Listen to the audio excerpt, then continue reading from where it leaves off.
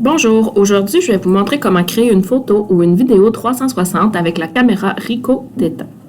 Donc la caméra, c'est vraiment une petite caméra comme ça qu'on peut mettre à plat sur une table ou sur un banc dans le milieu de la classe ou un bureau pour pouvoir prendre la photo 360. Donc il y a 2 lentilles de chaque côté.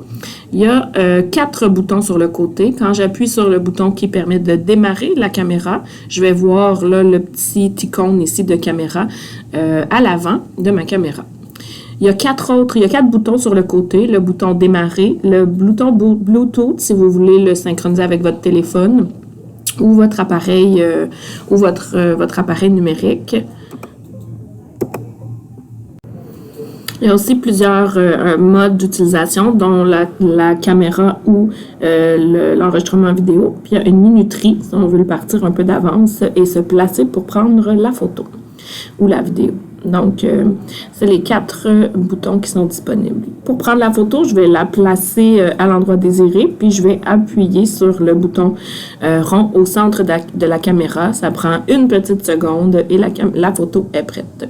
Ensuite, je vais venir tout simplement brancher ma caméra dans l'ordinateur avec le fil USB qui est fourni dans la boîte, dans la mallette.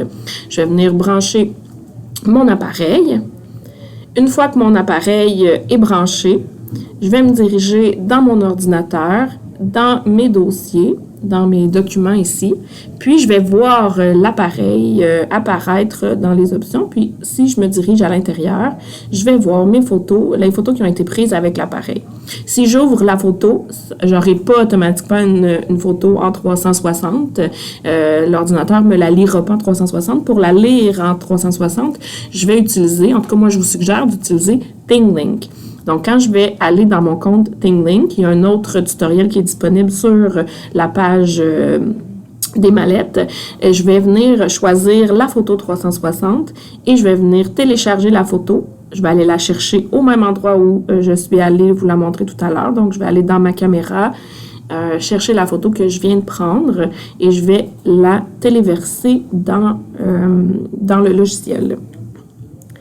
Voilà, donc une fois que ce sera téléversé, je vais pouvoir venir ajouter les vidéos, les audios, les points, tout ce que je veux ajouter dans ma photo interactive. Donc j'espère que cette capsule vous aura été utile. Merci, au revoir.